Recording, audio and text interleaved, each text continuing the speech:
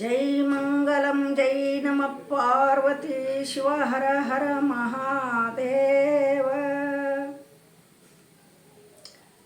ಹರ ಓ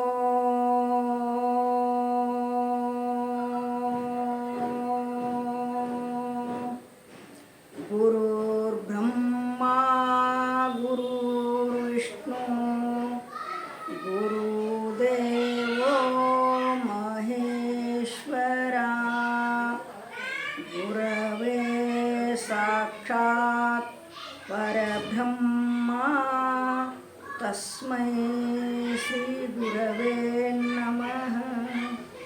ತಸ್ಮೈ ಶ್ರೀ ಗುರವೇ ನಮಃ.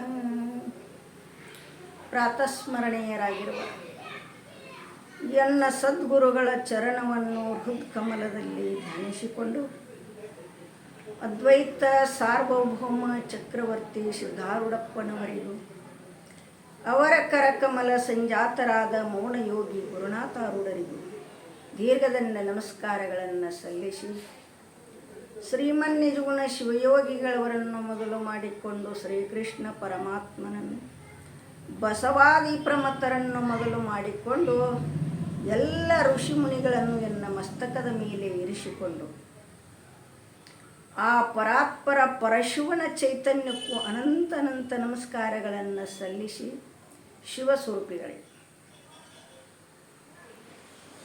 ಇವತ್ತ ವಿಷಯ ಏನು ಅಂತ ಕೇಳಿದರೆ ರೋಚಕ ವಾಕ್ಯ. ಪಾರ್ವತಿ ದೇವಿದ ಯಾಕಂತ ಕೇಳಿದರೆ, ಹೆಣ್ಮಕ್ಕಳ ಆದದಿಂದ ಅಡುಗೆಯನ್ನು ಪರ್ಫೆಕ್ಟವಾಗಿ ಕಲಿಬೇಕು. ಈಗಿನ ಶಾಲೆ ಹುಡುಗರು ಏನು ಮಾಡ್ತಾವ, ಮಾಡಿದ್ದನ್ನು ಡಬ್ಬ್ಯಾಗ ತಗೊಳ್ಳೋದತಿ, ಶಾಲೆಗೆ ಹೋಗೋದತಿ. ಅದು ಏನು ಮಾಡ್ತಾರೆ ನನ್ನ ತಾಯಿ ಏನಿಲ್ಲ ಅಂತಕ್ಕಂಥ ವಿಚಾರ ಇರುವುದಿಲ್ಲ. ಮಾಡಿ ಕೊಟ್ಟರುಪ್ಲೆ ಅವೇನು ಪುಸ್ತಕದಾಗ ಬರೆದಿರ್ತಾರಂತ ಅದನ್ನು ನೋಡಿರ್ಲಿಕ್ಕೆ ಫೋನ್ಯಾಗ ನೋಡಿ ಅಡುಗೆ ಮಾಡ್ತಾರೆ. ಪುಣ್ಯಾತ್ಮರೇ, ಆ ಪರಿಸ್ಥಿತಿ ಬೇಡ. ಯಾಕೆ ನಮ್ಮ ಅಮ್ಮ ಪಾರ್ವತಿ ಅಮ್ಮ ಹಂಗೆ ಮಾಡ್ಯಾಳ. ಆಕೆದೊಂದು ಸ್ವಲ್ಪ ಹೇಳ್ತಾನು ಕೇಳ್ರಿ. ಪಾರ್ವತಿ ಅಮ್ಮ ಕೈಲಾಸದಲ್ಲಿ ದಿವಸಾಲು ಕೂಡ್ಲಿಕ್ಕೆ ಹೋಗ್ತಿದ್ಲು. ಯಾರಂತೇಳಿ? ಲಕ್ಷ್ಮೀದೇವಿ ಅಂತೇಳಿ ಹೋಗ್ತಿದ್ಲು, ಸರಸ್ವತಿ ಅಂತೇಳಿ ಹೋಗ್ತಿದ್ಲು. ಹೋಗುತ್ತಿರುವಾಗ ಕುಂಡಿರ್ತಿದ್ಲು ತಾನು, ಅವರು ಅಡುಗೆ ಮಾಡ್ತಿದ್ಲು. ಲಕ್ಷ್ಮೀದೇವಿ ಕರಿಗಡಬ ಮಾಡಿದೆ, ತುಪ್ಪ ಕಾಯಿಸಿದೆ, ಸಣ್ಣಕ್ಕಿ ಅನ್ನ ಮಾಡಿದೆ, ಆಕಿ ಹೇಳ್ತಿದ್ಲು. ಸರಸ್ವತಿವ ಶಾವ್ಗಿ ಬಸಿದೆ, ಸಣ್ಣನ ಶಾವ್ಗಿ ಬಸಿದೆ, ಚಿನ್ನಿ ಸಕ್ಕರೆ ತಂದೆ, ಪ್ರಸಾದ ಮಾಡಕ್ಕೆ ಇಷ್ಟೆಲ್ಲ ಸಂಗ್ರಹ ನಾವು ಅಡುಗೆ ಮಾಡ್ತೀವು, ನಿಂದೇ ನಾವು ಕೂತ ತಿನ್ನೋದು ಅಂತಿದ್ರು ಅವರು. ಹೀಗಿರುವಾಗ ಪಾರ್ವತಿ ದೇವಿ ಪರಮಾತ್ಮನನ್ನು ಏನು ಕೇಳಿದ್ಲು ನೋಡ್ರಿ ಅಂದ್ಲಕ್ಕೆ. ಭಿಕ್ಷಕ್ಕೆ ಹೋಗಿದ್ರು, ಭಿಕ್ಷಾ ತಗೊಂಡು ಬಂದರು. ಜೋಳಿಗೆ ಪಾರ್ವತಿ ತಗೋ ಅಂದರು. ನಾ ಹೇಳಿದಂಗೆ ಕೇಳತ್ನಂದ್ರೆ ನಾ ಜೋಳಿಗೆ ಬಿಸ್ತನ, ಇರ್ಲಿಕ್ಕ ಇಲ್ಲ ಅಂದಕ್ಕೆ ತಲೆ ಕಟ್ಕೊಂಡ್ ಅನ್ಕೊಂಡ್ಬಿಟ್ಟಿಡ್ರಿ. ಹಿಂಗ್ಯಾಕೆ ಮಾಡಾಕ್ತಿದ್ದಿ ಇವತ್ತಿನ ದಿವಸದಲ್ಲಿ? ಇಲ್ಲ, ನಾ ಹೇಳಿದಂಗೆ ಕೇಳಬೇಕು ಅಂತ. ಏನಾರ ಹೇಳಂದ ಪರಮಾತ್ಮ. ನಾವು ಸಂಸಾರ ಮಾಡುವುದು ಅಂದ್ಲಕ್ಕೆ. ದೌಳಕ್ಕೆ ಸಂಸಾರ ಹೆಂಗೈತೆ ಅಂದ್ರೆ ಸಾಗರದಂಗೈತೆ, ಸಮುದ್ರದಂಗೆ. ಯಾರಿಗೆ ಮಾಡಾಕು ತೀರಿಲ್ಲ, ಮಾಡಿಲ್ಲ, ಅದು ಒಲ್ಲೆತ್ತೇಳಿ ನಾವು ವೈರಾಗ್ಯವನ್ನು ತೊಟ್ಟಣಿ. ಎಲ್ಲವನ್ನ ದೇವಾನುದೇವತೆಗಳಿಗೆ ಕೊಟ್ಟಣಿ. ನಾನು ಸಂಸಾರ ಬ್ಯಾಡಂಥೇಳಿ ಅದಕ್ಕೆ ವೈರಾಗ್ಯ ಭರಿತ ಶಿವನಿನ್ನ ಲೀಲೆ ಏನೆಂದು ಕೊಂಡಾಡಲಿ ನಿನ್ನ ಮಹಿಮೆ ಅಂತ ತಿಳ್ಕೊಂಬಂದ. ದೌಳಕ್ಕೆ ಸಂಸಾರ ಅಂದ್ರೆ ಏನಂತ ಕೇಳಿದಿ, ಬ್ಯಾಡ ಅಂದ. ಬ್ಯಾಡತ್ತು ಬಿಟ್ಟನಿ ಅದನ್ನು ಬೇಡ ಬೇಡ ನೆಂಪ ತೆಗಿಬೇಡ ಅಂದ ಪರಮಾತ್ಮ ಎಲ್ಲ ಅನ್ಲಕ್ಕೆ ನಾ ಹೇಳಂಗಿಲ್ಲ. ಹೆಂಗಸೂರು ಹಠ ಬಾಡ್ರಿ. ಹಠ ಇದ್ದಾಗ ಹೆಂಗೆ ಮಾಡಬೇಕು? ಸಂಸಾರ ಮಾಡಬೇಕಾದ್ರೆ ಹೊಲ ಬೇಕು, ಎತ್ತುಗಳು ಬೇಕು ಗಳೆ ಹೊಡ್ಯಾಕ. ಎಲ್ಲ ಹೊಲವನ್ನು ಪರಶುರಾಮನಿಗೆ ಬರೆದು ಕೊಟ್ಟೇನೆ ನಾನು. ಭೂಮಿ ಎಲ್ಲ ಪರಶುರಾಮಗೆ ಬರೆದು ಕೊಟ್ಟೇನೆ. ಹೆಂಗೆ ಮಾಡೋದು? ಒಂದು ಪರಮಾತ್ಮ.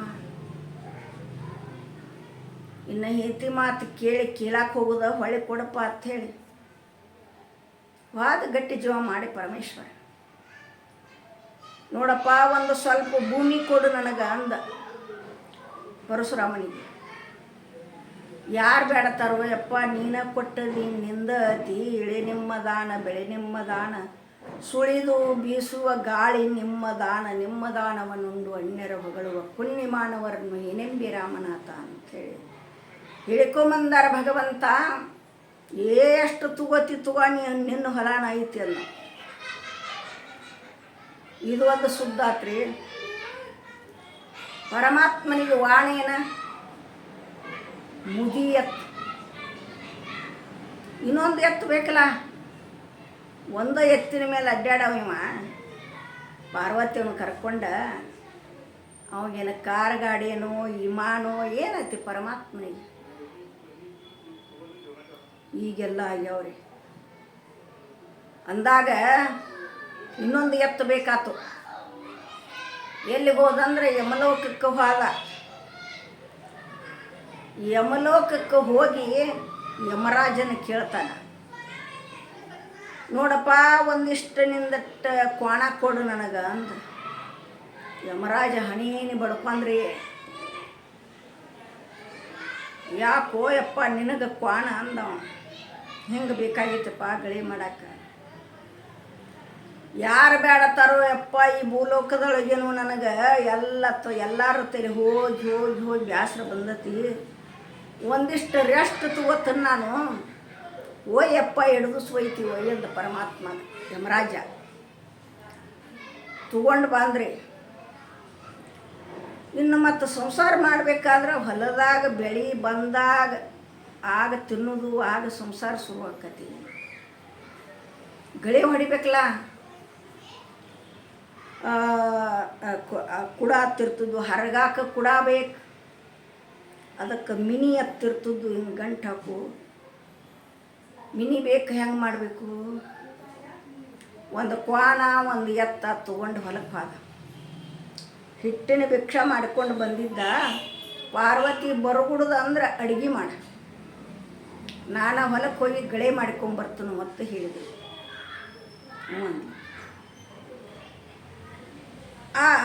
ತನ್ನ ತ್ರಿಶೂಲವನ್ನು ಮಣಿಸಿ ಅದನ್ನು ನೇಗ್ಲ ಮಾಡಿದ ಪರಮಾತ್ಮ.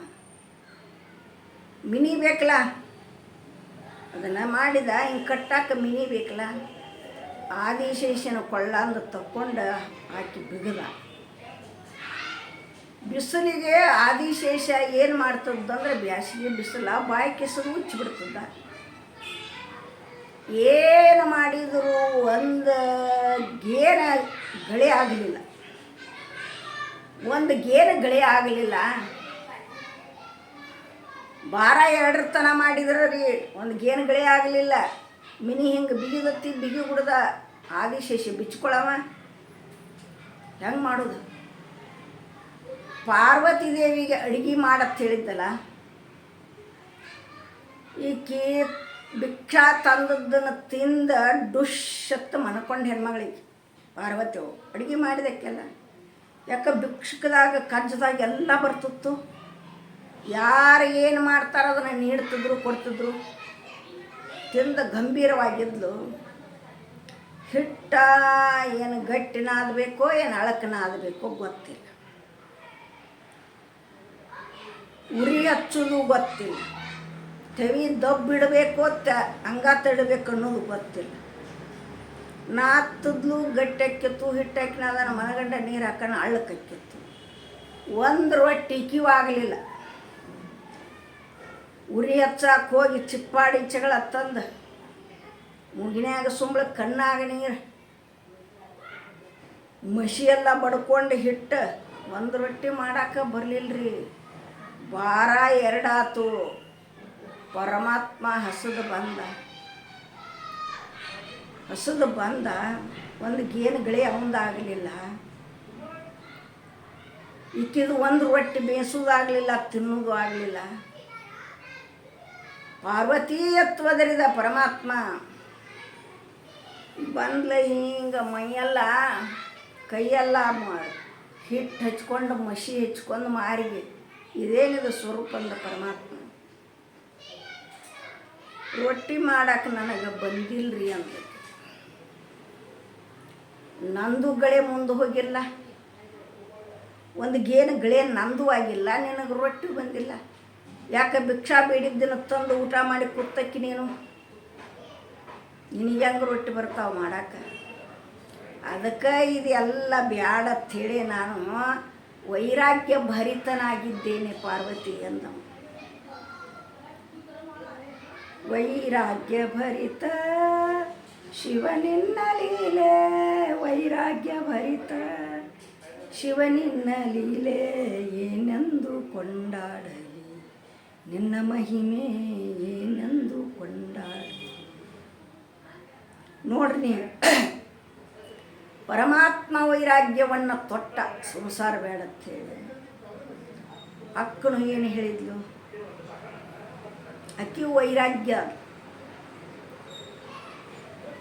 ಅದಕ್ಕೆ ನಮಗೆ ವೈರಾಗ್ಯ ಬರುವಲ್ತಾಗೈತ್ರಿ. ಒಂದು ಈಟ ನಾವು ಪ್ರಪಂಚ ಮಾಡುವಲ್ಲೇ ಅವಕ್ಕ.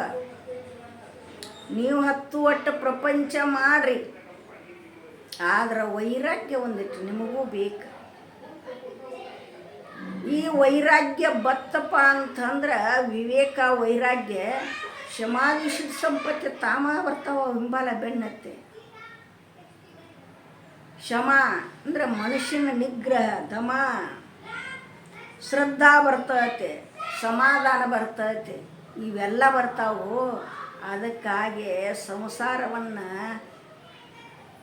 ಪ್ರಪಂಚನ ಸುಳ್ಳತ್ತದ. ಅದು ಕರೆ ಇದ್ರೆ ಮಾಡಕ್ಕೆ ಬರ್ತತ್ತು, ಕರೆನೇ ಇಲ್ಲಲ್ಲ ಅದು. ಪ್ರಪಂಚ ಏನು ಸತ್ಯ ಐತೆ ಅಂದರೆ ಇನ್ನೂ ಮಿಥ್ಯ, ಜಗನ್ಮಿಥ್ಯ, ಬ್ರಹ್ಮ ಒಂದ ಸತ್ಯ. ಇದು ಶರೀರ ಸುಳ್ಳೈತಿ, ಇದೇನ ಕರೆ ಐತೆನಿದ? ಇಷ್ಟು ಚಂದ ಕಾಣಕತ್ತೈತಿದೊಳೆ, ಇದು ಸುಳ್ಳತಿ. ಜಗತ್ತೂ ಸುಳ್ಳತಿ, ಪ್ರಪಂಚನೂ ಸುಳ್ಳತಿ. ಸುಳ್ಳ ನಾವು ಬಡದಾಡಕತ್ತಿದೀವ. ಆ ಬಡದಾಡೋದು ಬೇಡ. ಏನು ಮಾಡ್ಬೇಕಂದ್ರೆ ನಾವು ವೈರಾಗ್ಯವನ್ನು ತಾಳ್ಬೇಕಾಗಿತ್ತು. ಭಾಳ ಇಲ್ಲದು ಒಂದು ತೋಡೆ ವಿವೇಕ ವೈರಾಗ್ಯ. ಒಂದಿಟ್ಟ ಮಳಿಕೆ ಹೊಡಿಲಿಲ್ಲ ಮ್ಯಾಲೆ. ಮೆಳಿಕೆ ಬೀಜ ಬಿತ್ತು ಅಂದ್ರೆ ಭೂಮಿ ಒಳಗೆ ನೀರು ಹಾಕಿದ್ರೆ 3 ದಿವಸಕ್ಕೆ ಮೆಳಿಕೆ ಹೊಡಿತೈತಿ. ಹಂಗೆ ನಮ್ಮಲ್ಲಿ ಒಂಚೂರ ವಿವೇಕ ವೈರಾಗ್ಯ ಒಂದಿಟ್ಟ ಮೆಳಿಕೆ ಹೊಡಿಯೋಂಗೆ ಮಾಡಿಕೊಳ್ಳಿ ನೋಡ್ರಿ.